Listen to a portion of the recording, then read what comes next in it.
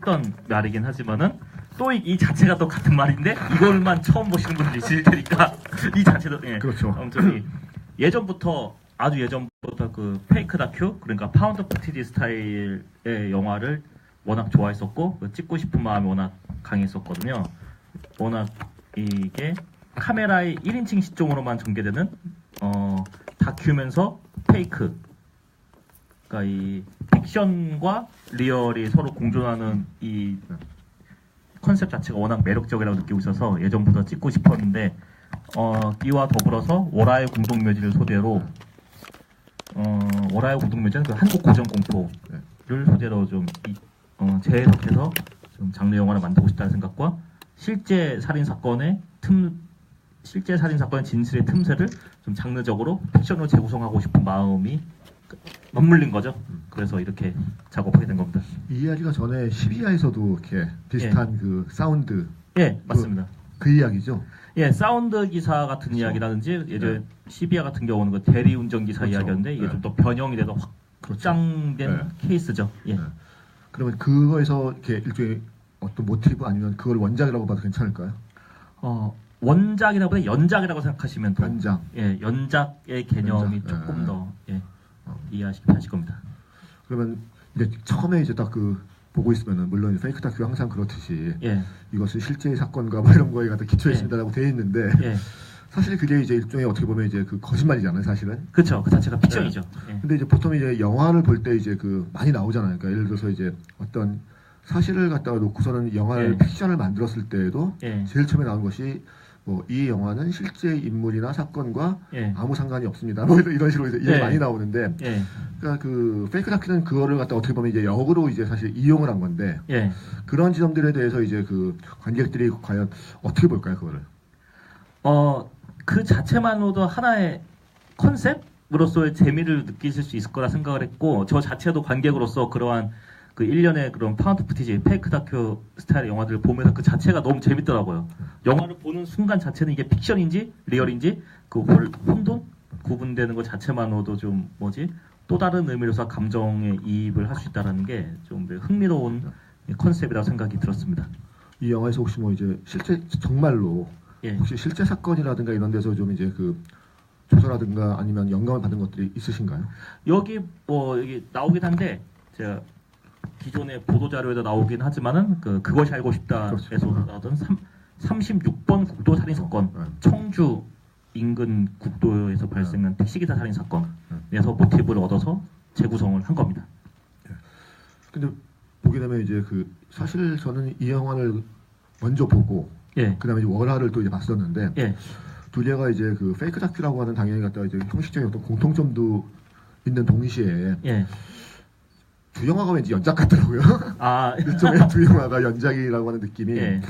이를테면 갖다 이제 사실 이 영화에서 구성으로 봤을 때 되게 약간 특이한 게 이 동생이 그 언니에 대해서 이야기를 하는 걸 인터뷰를 하는데 그거를 또 이제 그 일본인 어떤 스태프들이 와서 인터뷰를 하고 있고 월화에서도 또 이제 일본인 스태프이 또 이제 중간에 끼어 있고 이런 이야기들. 근데 그런 부분들이 어떤 의도라든가 생각이 있으신 건지. 야경 죽음의 택시 같은 경우는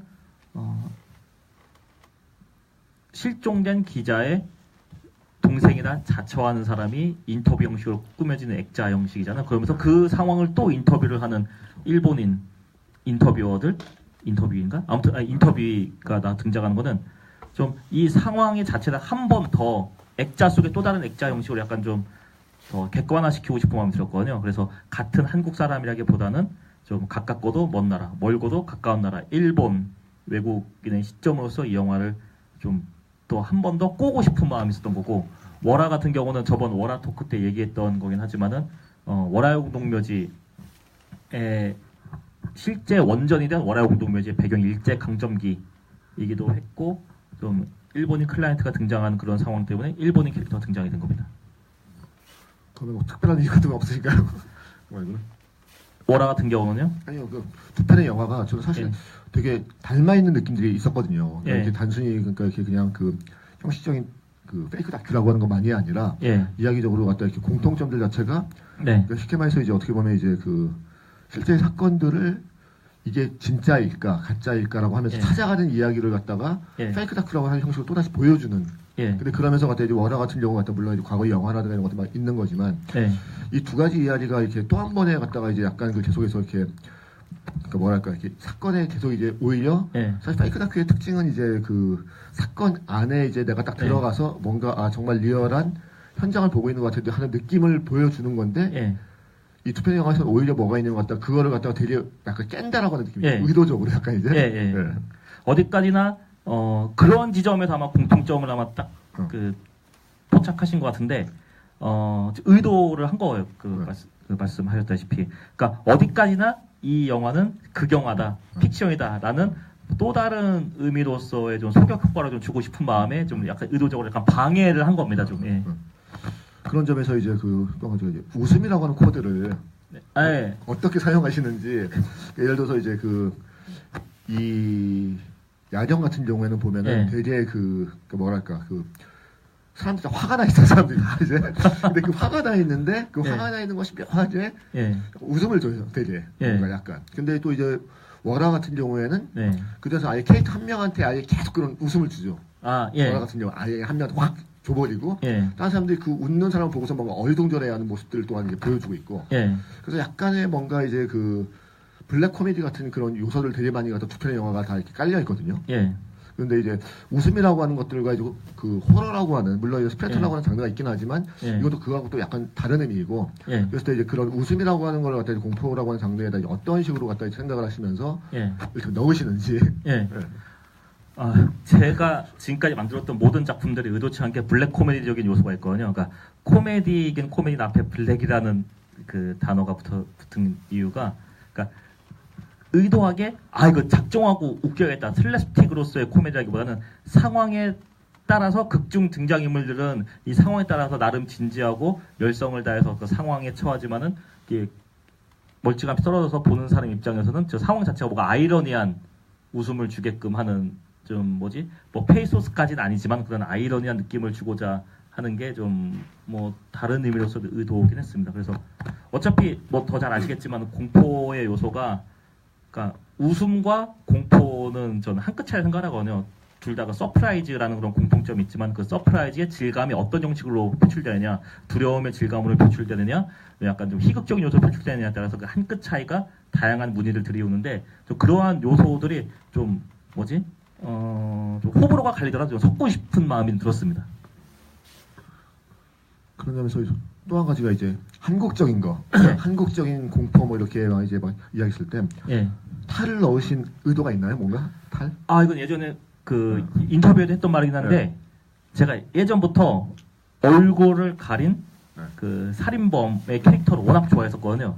웨스 크레이븐 감독님의 스크림의 고스트 페이스 같은 경우라든지 뭐 존 카펜터 감독님의 할로윈이나 마이클 마이어스 시리즈 그리고 뭐 텍사스 전기톱 연쇄살인 사건 레더페이스라든지 뭐 레이드 투 레스트의 뭐 스컬 뭐 해골 살인마라든지 워낙 그러한 얼굴을 가린 살인마의 시그니처로 예전부터 좋아했기 때문에 그런 식으로 저도 좀 이 살인마 현실적으로는 비약이 있다 하더라도 그런 살인마 캐릭터를 좀 만들고 싶은 마음이 들어서 전통 탈을 변형을 한 그런 하위탈 살인마의 캐릭터를 만든 겁니다.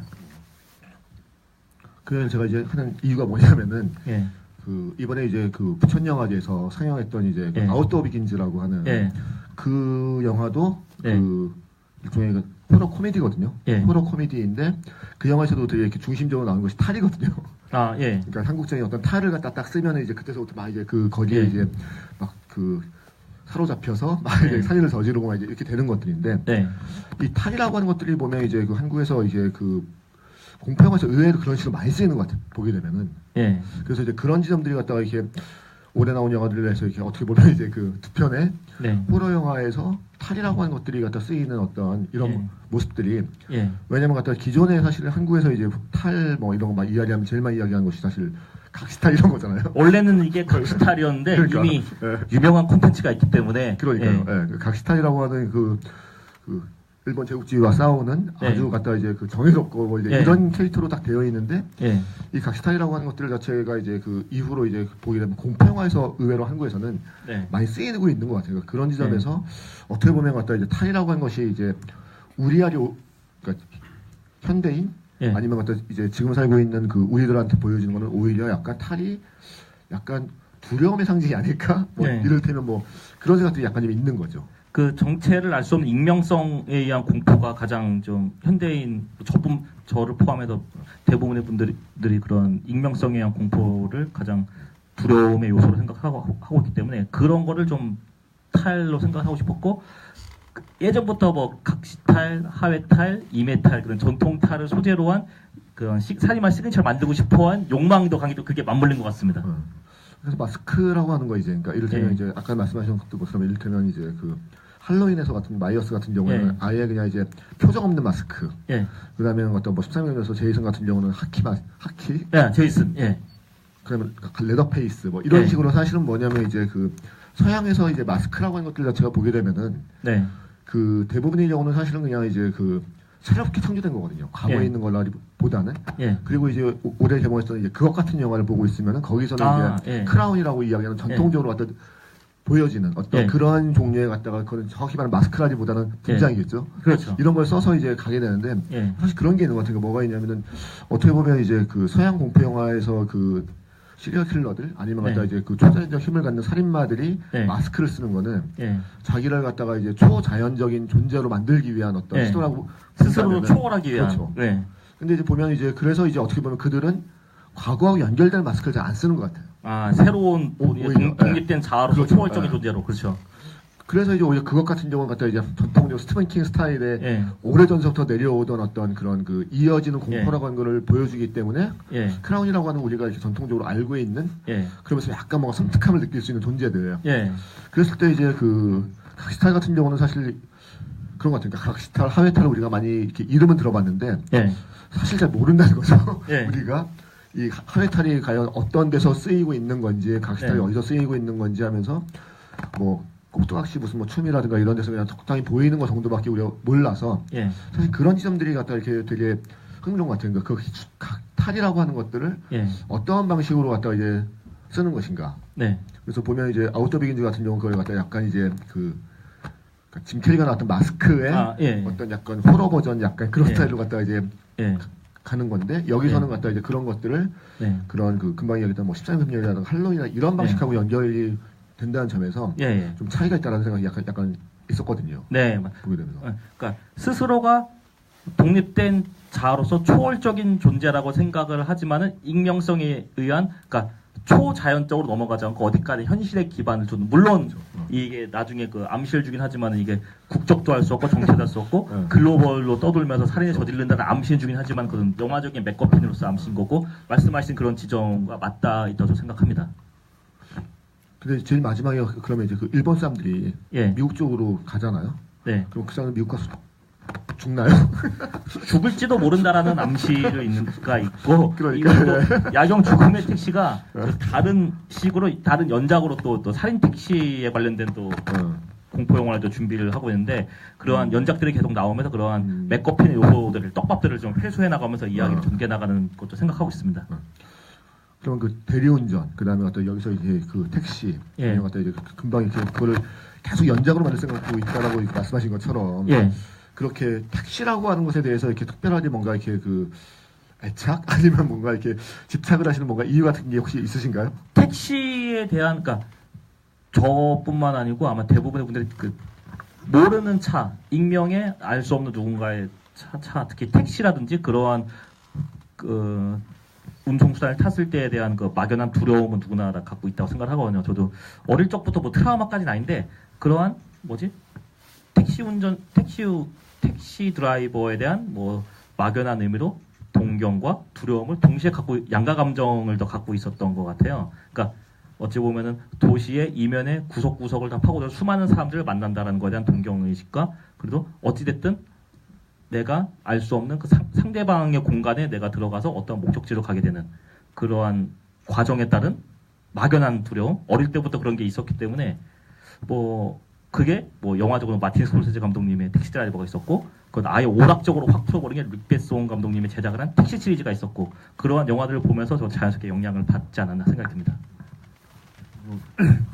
그래서 이제 그 택시에서 희생자들이 재밌는 건 뭐냐면 저는 이렇게 처음에 보통의 경우에는 갖다 이제 이런 공평화에서 이제 희생자들이 주로 여성들만 이렇게 쫙 되어 있는데 물론 여기에서 이제 딱 그냥 이제 이 영화 안에서 보여지는 사람들은 거의 다 이제 여성들이지만 그 전에 갖다 피해자들 뭐 이야기가 되고 있으면 남자 이름들이 많더라고요. 일부러 그렇게 설정하신 건가요? 저 남자를 죽이고 싶었어요. 그래서 저도 죽습니다.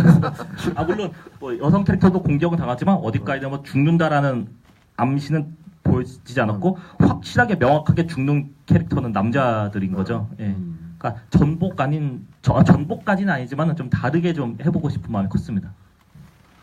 그럼 지금 일단은 이 안에서 이제 이 범인 아니면 같은 하여튼간에 그 킬러 뭐 이렇게 그 존재는 지금 이제 이미 사실 초자연적인 존재가 돼 있는 거죠. 초자연적인 존재라기보다는 초월적인 존재가 스스로가. 근데 미국도 가고 뭐 이 정도가 되면은 대단히 뭔가 초월적인 것이 아닐까 뭐 이런 거죠. 그러니까 어떻게 보면 이제 그런 거죠. 그러니까 일테면 물질성을 지니고 있는 초월적 존재라고 하는 것들 자체가 사실은 되게 이렇게 뭔가 서양적인 거잖아요. 사실은 어떻게 보면 그렇죠. 서양적인 어떤 시리얼 킬러에서도 그 어떻게 보면 이렇게 뭐 영감을 받거나 뭐 이렇게 약간 영향을 받은 부분이 좀 있다고 생각을 하는데 그러면 지금 이제 그 데뷔작도 이제 공포 영화였었고 계속 지금 이제 공포 영화를 갖다가 이제 잠깐 만드셨고 또 이제 중간에 이제 액션물이 있었고 있었는데 이제 공포 영화를 갖다 어떤 것들을 좋아하시나요 주로?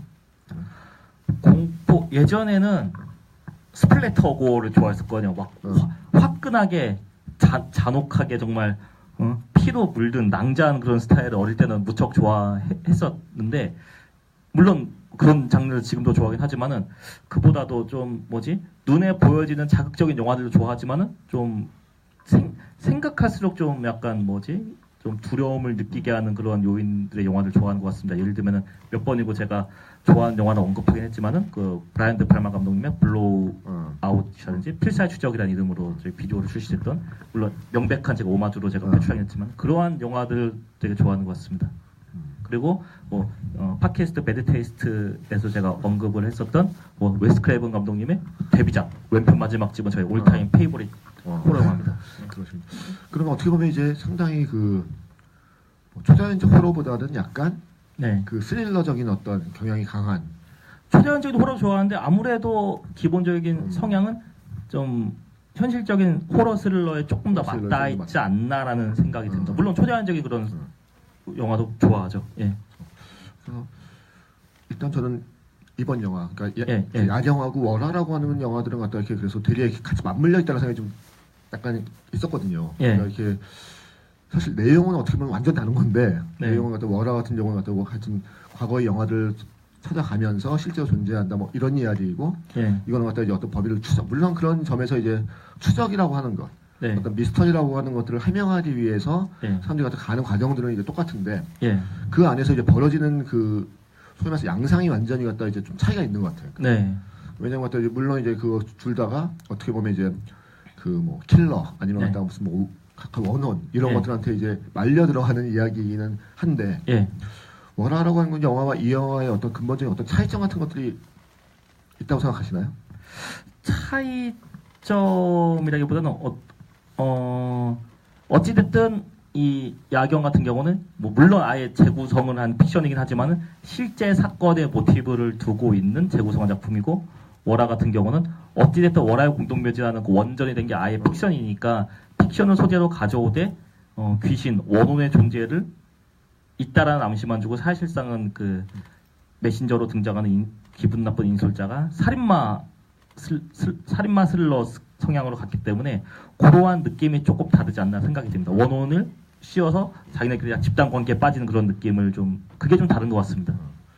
그러니까 이 영화에서는 이제 딱 보게 되면은 어쨌든 이제 킬러가 이유가 안 나오잖아요. 그러니까 처음에. 그러니까 그 끝까지도 안 나오고 사실은. 그게 제일 무섭죠. 그러니까 이제 보면 이제 그러니까 어떻게 보면 이제 그것도 이제 할로윈처럼 할로윈에서도 그러니까 그 존 카펜터가 이제 이야기했던 게 뭐냐면 이제 그 사람은 그러니까 이제 마이어스는 이제 순수한 악이다. 뭐 이런 식으로 갖다 이야기를 하고 그렇기 때문에 이유가 없이 응징을 한다는 식으로 갖다 이제 이야기를 했었는데 여기서도 보게 되는 것 같아요. 이제 응징을 막 하고 있는데 되게 재밌는 게 뭐냐는 것 같아요. 이제 저는 여기서 이제 그 주인공들을 딱 보고 있으면은 특히나 이제 그 계속해서 갖다 찾아가는 그 여자 미나였죠. 미나. 미나의 캐릭터가 되게 뭔가 밉살스러운 것 같아요. 되게 뭔가 그 캐릭터가. 네. 그래서 의도적인 것이 아닐까. 뭔가 네. 이렇게 그 일부러 주인공의 캐릭터 보통은 그러니까 이제 그 어떤 초자연적인 어떤 킬러라든가 아니면 이제 네. 원원이라 이런데 희생당할 거면은 약간의 네. 무고함이라든가 네. 아니면 갖다 이제 약간의 그러니까 뭔가 그냥 아무런 그 이유 없임이라고 한 것이 돼야 되는 건데 네. 여기서 왠지 갖다 이렇게 그 여자가 당하는 걸 보고 있으면은 그런 법해라고 하는 생각들도 약간 들거든요. 오히려. 그러니까 이게 그 파운드 푸티지 스타일의 이야기로서 사건을 그러니까 끝까지 좀 그러니까 이어 나가야 되는 동력의 캐릭터로서 작용을 해야 되기 때문에 좀 밉살스럽긴 하지만 그만큼 주인공으로서는 그러니까 이게 관객 입장에서는 저 너무 답답하고 바람을 유발한다 생각이 들긴 하지만 그러면서 이 주인공의 정말 끝을 보고 싶어하고 정말 성공하고 싶어하는 그런 욕망이 맞닿았기 때문에 그렇게까지 표현이 된 것 같습니다. 저는 그냥 주인공의 성격들이 그러니까 공포영화가 네. 사실 이렇게 되게 보면은 이 호러 영화라고 하는 거는 그 장르물 중에서도 네. 사실 되게 관습적이잖아요, 사실은. 그렇죠. 그러니까 어떤 그 초자연적인 존재라든가 아니면 네. 뭐 시리얼 킬러라든가 아니면 네. 뭐 말 그대로 희생자 네. 아니면 갖다가 처음으로 죽는 사람 네. 스크림에서 맨날 나오는 것처럼 스크림에서 네. 이렇게 막 이야기했던 것처럼 갖다가 네. 뭐 섹스하면 죽고 아니면 네. 갖다 뭐 어떻게 하면 뭐 제일 먼저 뭐를 가면 죽고 뭐 클리셰들이 있죠. 클리셰들 쫙 하여튼 워낙 공포영화 사실 있잖아요, 그런 것들이. 그렇죠. 그랬을 때 이제 제일 그 공포영화를 만들 때 이제 그 어떻게 보면 만드는 입장에서 제일 고민되는 것도 그럴 것일 것 같으니까 어떻게 얼마나 관습을 활용하고 네. 또는 얼마나 관습을 갖다가 깰 거고 네. 또 변주할 것인가. 예. 그랬을 때 이제 보면 갖다 이제 뭐 그 킬러도 그렇고 여기서 이제 주인공도 그렇고 예. 물론 이제 그 공포영화에서 이제 그 가장 이제 그 좀 공포영화를 볼 때마다 매일 항상 이제 그 가장 싫은 캐릭터가 왜 저렇게 멍청한 짓을 할까? 쟤네도 빨리 죽었으면 좋겠어 뭐 이런 생각을 하는 캐릭터인데 예. 여기서도 보고 있으면 미나가 그냥 빨리 죽고 예. 다음 주인공이 나왔으면 좋겠다는 생각들을 전 했었거든요, 사실. 그게 어떻게 보면은 말씀하신 대로 하나의 클리셰이면서 하나의 관습이면서 그거에 대한 그런 관습에 대한 변주로서 액자형, 이중 액자형 구조를 사용을 한 거고, 그러니까 이게 일반적인 파운드 푸티지 스타일은 다르게 중간에 플래시백의 느낌으로 살인마의 시점으로 시점을 그렇죠. 넣는 게 그런 식으로 좀 변형이라기보다는 변주를 좀 시도를 한 겁니다. 그래서 사실 어떻게 보면 갖다 이제 저는 약간의 갖다 이제 그 뭔가 이렇게 좀 아쉬움이라고 한다면은 그래서 이제 미나라는 캐릭터가 되게 이렇게 그 약간 밉살스러운 캐릭터였었는데 그거를 갖다가 이제 그 이야기를 해주는 이제 동생. 근데 보니까 동생도 밉살스럽잖아요, 사실은. 그렇죠. 동생도 어떻게 보면 본인의 그 욕망, 그렇죠. 유명해지고 싶은 욕망, 뭐 그러한 게 맞물린 거죠, 어찌 보면은. 그 자체가 어찌 보면은 이거 동생이 다 자작극이었나? 라는 어제 일부러 배우라는 설정 넣은 게 이 상황 자체가 연기를 하는 사람이다라는 설정을 준 건데 막판 그것도 아니었다라는 걸 막판에 엔딩 크레딧에 넣은 거죠. 그래서 보면 이제 그러니까 이것이 이제 그 끝까지 어떻게 보면 이렇게 보고 있으면 약간 그래서 이제 이 킬러 킬러라고 하는 존재가 이제 보면은 어떠한 존재일까? 이를테면 사실 보면 이렇게 그 물론 무차별적으로 막 살인한 것들도 있지만은 약간의 이유가 있잖아요. 그러니까 이를테면 할로윈 같은 경우도 갖다가 어쨌든 마이클 마이어스가 처음에 약간의 이유가 있고 그다음에 무슨 뭐 이제 13일 금요일 같은 경우 제이슨도 약간의 이유가 있고 그래서 거리에 맞춰서 갖다 주변 사람들 죽이고 들어가면 다 죽이지만 여기서도 이렇게 보게 되면 갖다가 뭔가 그 소위 말하는 희생자라든가 이런 걸 선택하는데 뭔가 이 사람만의 어떤 그러니까 그 규칙이 있는 것일까 과연 그런 생각이 약간 들더라고요. 정말 그 말씀을 잘해주신 게 무작위처럼 보긴 하지만은 그 욕망에 의해서 스스로를 제어할 수 없고 폭주하는 캐릭터들을 결국 죽이거든요. 그 스타렉스를 운전하던 초반에 영철이라는 캐릭터는 마지막까지 뜬금없이 기름값 달라고 본인의 욕망에 그냥 말할까요? 네네네. 욕망의 조류 욕망에 제어할 수 없게 폭주하게 된 그러한 캐릭터들을 다 죽이게 되는 거죠. 미나도 그렇고 그 사운드 기사도 그렇고 결국에는 사운드 기사도 중간에 얘기하는 게 나 너랑 뭐 약속한 게 있다. 라는 그런 식으로 결국에는 본인이 무언가를 더 얻고자 하는 마음, 경찰에 신고하면 금방 끝났을 법한 이야기를 현실적으로는 그러한 욕망에 제어하지 못해서 폭주하게 되는 그런 인물들을 좀 물론 영화 극적인 방식으로서 좀 죽이는 그런 암시를 좀 주고자 했던 겁니다. 저는 이 영화가 이렇게 약간 흥미로웠던 지점들이 바로 그런 거였어요. 그러니까 이 안에서 어떻게 보면 마음을 줄 수 있는 사람이 한 명도 없을까 뭐 이런 생각들 약간 그리고 뭔가 이렇게 카메라맨 있잖아 카메라맨도 그다지 이렇게 그러진 않더라고요 별로 이렇게 나름 임무에 충실하다가 카메라맨도 그다지 왜냐면 갖다 이렇게 그 심지어 이제 핸드폰도 갖다 요금도 안 내고 막 이럴 정도로 막 이렇게 보고 있으면 너무 쪼잔하다는 느낌이 막 들면서 실제 주변에 그러한 분들이 몇 분 계셔가지고 그 분들을 통해서 이런 것도 정말 가능하구나 해서 모델로 그렇죠. 좀 약간 영감을 얻은 것도 있습니다. 그러니까 그래서 뭔가 이렇게 한 명 정도가 정이 가야 되는데 정이 안 가더라고요. 사실 보고 있으면. 반면에 이제 워라 같은 경우에도 어쨌든 간에 이제 보면 이제 약간 정이 가잖아요. 약간씩 그 사람들에 대해서. 물론 이제 그 보면 남자 두 명은 약간 좀 이상하지만 그 여자라든가 뭐 이런 경우는 조금씩 이제 뭔가 희생자 같은. 그래서 이 영화가 이렇게 보면은 이제 약간 그런 지점들. 어떤 한국에서 이제 근데 어떻게 보면 이제 그런 거죠. 택시라고 했을 때 물론 이제 남자들 같은 경우도 약간 두려움을 느낄 수는 있지만은 사실은 뭐 물론 제가 이제 무슨 뭐 이제 외진 지역에 살면 약간 그럴 수도 있겠지만은 저는 외진 지역에 그렇게까지 외진 지역에 살아본 적은 없어가지고 그랬을 때는 이제 뭐냐면 사실 택시를 타면서 공포를 느낀 적은 없어요. 왜냐면 이상한 길로 안 가기 때문에. 근데 보면 이제 일단 남자라도 물론 이제 그 외진 지역에 막 이제 살고 있으면은 아무도 없는 길을 택시가 갈 때는 약간 그럴 수도 있을 것 같은데. 그러니까 사실은 보통은 일반적으로 한국에서는 여성들은 그런 공포를 많이 느끼잖아요.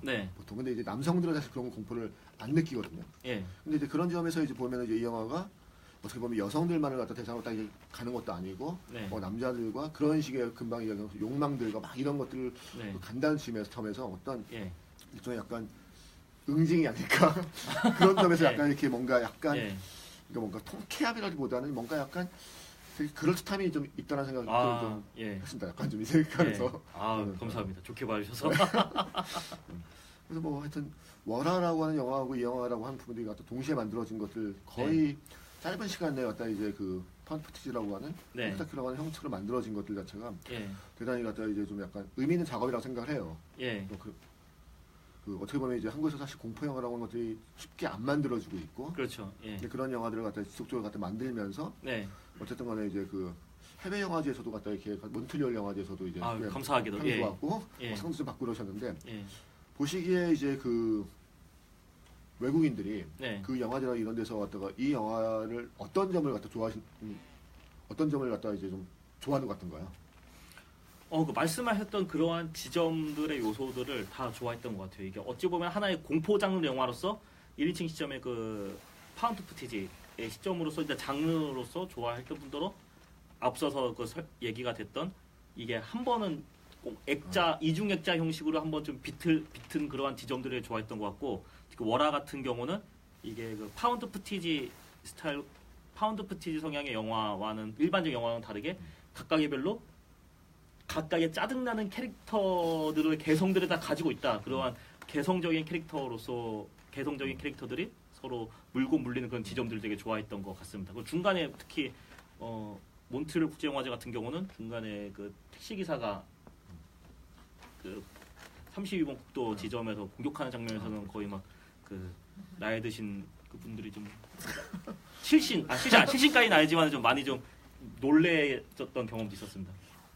일반적으로 보면 근데 그 뭐 서양 사람들이 더 실수를 많이 하는 것 같아요.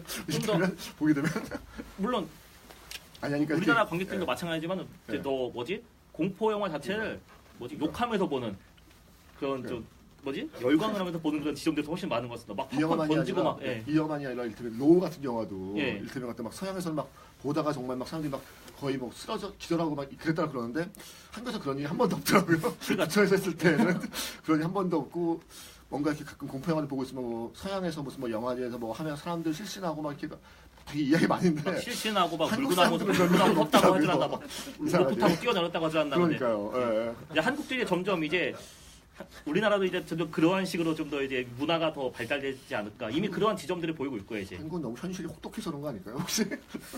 좋아질 거라 생각이 듭니다. 장르 팬들이 점점 이제 수면으로 많이 나오고 있긴 하니까 이제. 근데 저는 뭐 하여튼 호러 영화라든가 뭐 사실 이런 영화들은 갖다 이렇게 그냥 안에 빠져들어서 보는 게 제일 좋은 건데 사실 보면서 그냥 이렇게 저거는 갖다 이렇게 뭔가 리얼하지 않아, 저거는 뭔가 이렇게 가짜야 뭐 이렇게 뭐 생각해서 보는 거는 좀 그렇게 따지면 진짜 한도 끝도 없죠. 그러면 스타워즈는 말이 안 되죠. 광성광 자체 세계관 자체가 말이 안 되는 말이 안 되는 과학이고 원래 그거는 사실은 그런 이야기고 호러도 사실은 초자연적인 것이 나오기 때문에 그런 이야기죠. 그래서 호러 장르의 특징 자체가 원래 사실은 그 현실적인 세계에서 비현실적인 것을, 비논리적인 것을 이야기하는 거기 때문에 그럴 수밖에 없다고 생각을 저는 하고 있습니다. 그런 지점들이. 그래서 지금 그러면 이제 그 두 편 영화 만드시고 또 제가 알기로는 또 이제 이미 영화를 찍으신 것도 예. 두 편이죠. 이미 영화를 찍은 게 2편. 그렇죠. 예. 그리고 또 바로 또 찍으실 예정이고 그러면 예. 두 편은 혹시 어떤 영화를? 이미 그 촬영이 완료된 2편은 파운드 푸티지 스타일이 아니고 극영화 스릴러 장르거든요. 하나는 전에도 얘기했던 얘기긴 하지만은 루즈벨트 게임 위험지대라는 제목으로서 그 허트로크와 폰부스 베리드가 만난 여성 원탑 고립된 스릴러이고 더스트 엔젤이라는 작품은 이게 여성들이 하드보일드 여성 버디 스릴러인데 한정된 공간에서 여성들끼리 서로 물고 물리는 스릴러입니다. 이 작품 같은 경우는 익스트림 무비의 김종철 편집장님이 특별 출연을 하였습니다. 감사하게도. 계속 이렇게 그 여성을 주인공으로 예. 그런 그 호러 스릴러 장르를 갖다 이렇게 찍으시는 뭐 이유가 있으세요 혹시? 예전부터 여성 그러니까 특별한 이유라기보다는 제가 이전 그 호러 그 토크 때도 얘기도 많이 하긴 하지만 예전에 좋아했던 영화들이 예스 마담, 땡큐 마담, 폴리스 우먼 같은 식의 그 홍콩 여성 액션 영화들을 좋아했기 때문에 그러한 취향에서 묻어나온 것 같습니다. 그래서 여성이 한정된 상황에서 위기에 처했다가 좀 그걸 좀 타계에 나가면서 벌어지게 되는 그러한 일련의 장르 이야기를 만들고 싶은 마음이 예전부터 강해서 이번에 다 풀고 있는 것 같습니다.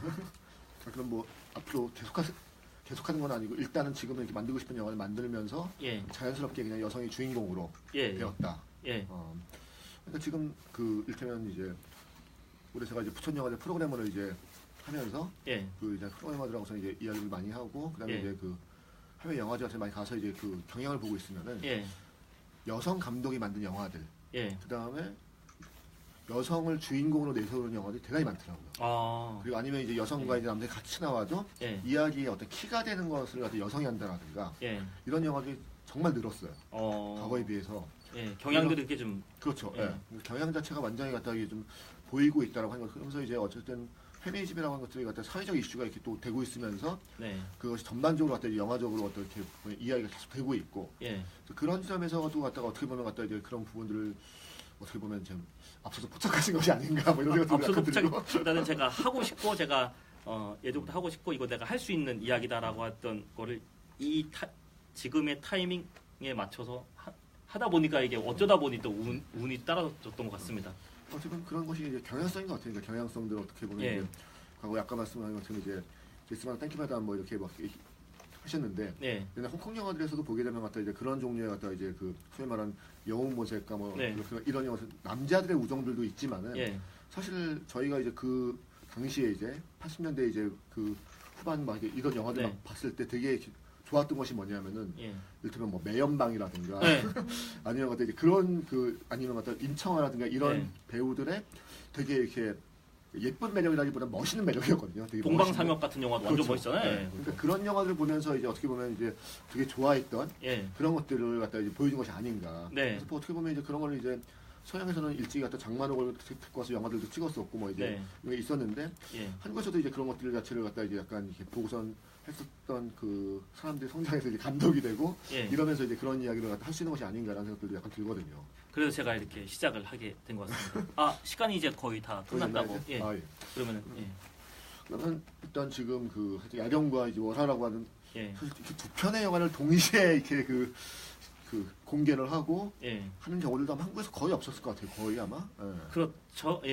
장편 공포 영화 두 편을. 그래도 제가 알기로도 갖다 이제 직접 이제 영화사도 이제 만들어서 직접 이제 그 영화를 정말 빠른 속도로 갖다 이제 저예산 영화를 갖다 만들면서 그것도 이제 장르 영화를 막 어떻게 보면 만들고 있는 한국에서 되게 새로운 시도를 하고 있다고 생각을 하는데 저는 그런 점들에 대해서 갖다가 이제 한번 그 앞으로의 어떤 희망사항 아니면 포부 같은 것들에 대해서 한번 좀 이야기를 해주시죠. 뭐 희망사항이나 포부라기보다는 뭐 거창한 듯보다는 지금의 뭐 이러한 스타일과 제가 앞서 설명드렸던 대로 제가 하고 싶고 제가 뭐 할 수 있는 자신이 있는 관객으로서도 보고 싶었던 그러한 이야기를 꾸준히 좀 만들어 보고자 하는 게 제 뭐 포부라기보다는 작은 희망 사항이기도 합니다.